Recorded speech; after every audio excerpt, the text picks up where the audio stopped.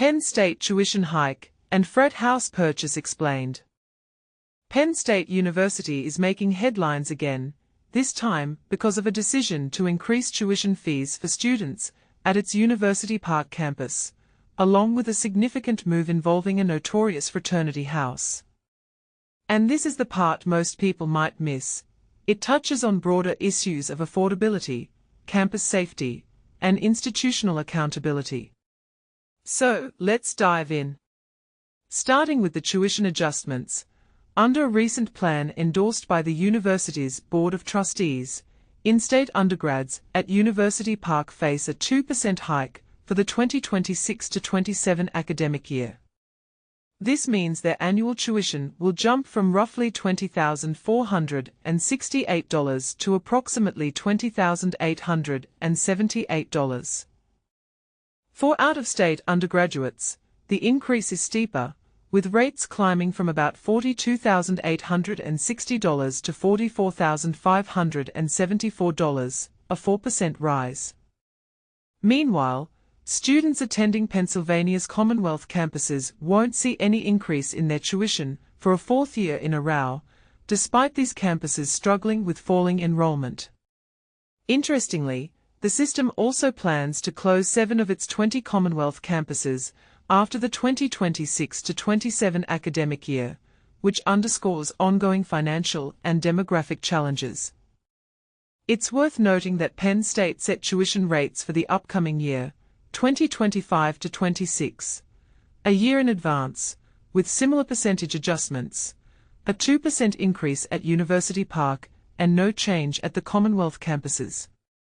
Out-of-state students on these campuses will face a 1% increase for 2025-26, rising to 4% in 2026-27, aligning with the university's general trend. Financially, the numbers tell a mixed story. For the 2026-27 year, in-state freshmen and sophomores at University Park can expect to pay about $20,878 annually, a jump from last year's $20,468. Non-resident students will see their tuition increase from $42,860 to around $44,574. President Neela Bendapudi emphasizes that these decisions were made amidst rising inflation, federal and state funding uncertainties, and the ongoing need to balance budgets. She points out that while these increases are modest, they are intended to enable the university to continue investing in its future, like raising graduate assistant stipends and creating merit pools for employees, and to fortify its financial foundation. But here's where it gets controversial. Higher education institutions across Pennsylvania are feeling pressure from similar fiscal challenges. The Pennsylvania State System of Higher Education, for example, has announced its first tuition hike in 7 years for 2025-26, projected at 3.6%. Also, Temple University recently approved a 3.6% increase for all students, regardless of residency. These measures come at a time when the state legislature has yet to approve additional funding for higher education. If funding remains stagnant, it could spell further hardship for these institutions. Penn State's board approved these tuition plans with minimal dissent, only one trustee, Anthony Lubrano, voting against.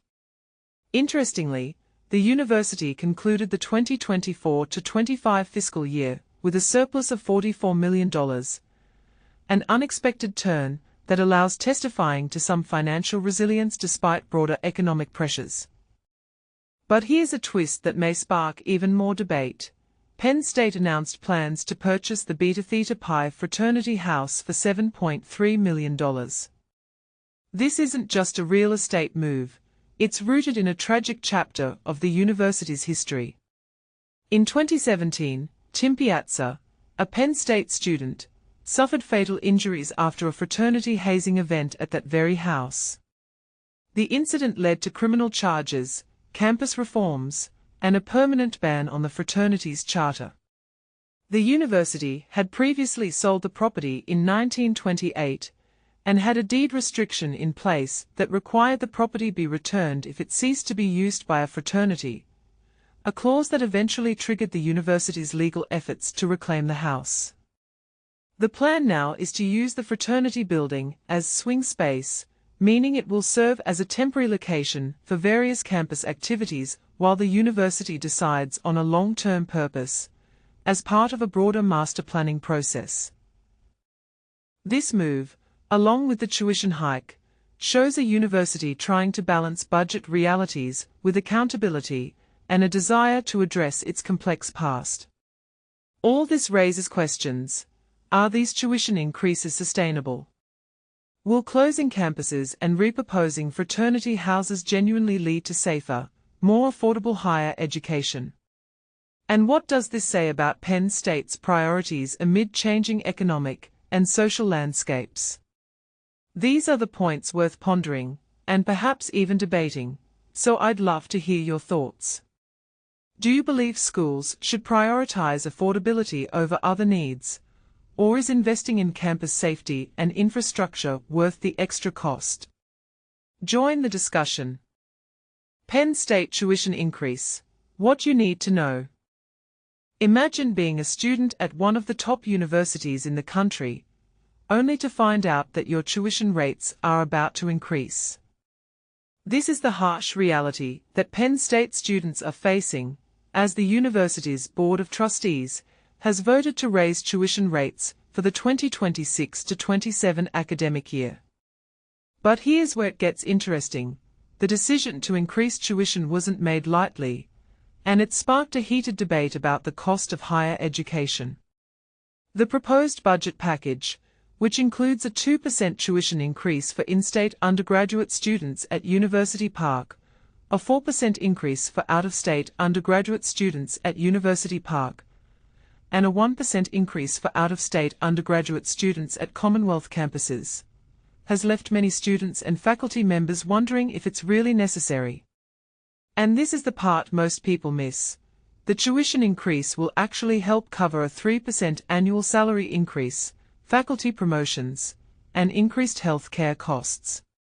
But is it enough to justify the added burden on students? According to Penn State President Neela Bendapudi, the decision to increase tuition was not taken lightly, and it's essential to ensuring the university's financial stability. However, not everyone agrees. Some argue that the tuition increase will disproportionately affect low-income students and make it even harder for them to access quality education. So, what do you think? Is the tuition increase a necessary evil, or is it a step in the wrong direction? The controversy surrounding this issue is sure to spark a lively debate, and we want to hear from you. As the university navigates these uncertain times, one thing is clear: the cost of higher education is a complex issue that requires careful consideration and nuanced discussion. The tuition increase is just one part of a larger conversation about the value of education and how we can make it more accessible to everyone. And let's not forget, this is the 6th consecutive year that Penn State has raised tuition rates, leaving many to wonder if it's sustainable in the long run. As Rob Fanzar, a finance committee member, pointed out, the tuition increase will help reward employees who have been doing more with less, but at what cost to students? The student fee rates will also increase, with University Park students seeing a $5 hike, Shenango students facing a $73 increase, and all other Commonwealth campuses seeing a $7 rise. But what's really going on here? Is the tuition increase just a way to cover the university's expenses, or is it a symptom of a larger problem? Perhaps it's a bit of both. As we delve deeper into the issue, it becomes clear that the cost of higher education is a multifaceted problem that requires a comprehensive solution. So, let's dive in and explore the complexities of this issue. The proposed budget package includes a range of increases, from tuition and fees to housing and food rates. But what's driving these increases, and how will they impact students? According to the university, the tuition increase will help cover a range of expenses, including salary increases, faculty promotions, and health care costs. But some argue that the university could have explored other options, such as reducing administrative costs or increasing fundraising efforts. And then there's the issue of accessibility. Will the tuition increase make it harder for low-income students to attend Penn State? The university says that about 18,000 students, or 42% of in-state undergraduate students, won't see any tuition increase, but others argue that this isn't enough. As we consider the implications of the tuition increase, it's essential to think about the broader context. What does this mean for the future of higher education, and how can we make it more accessible to everyone? These are the questions that we should be asking, and it's time to start a conversation. So, what do you think? Should universities prioritize affordability, or is the quality of education more important? Let us know in the comments.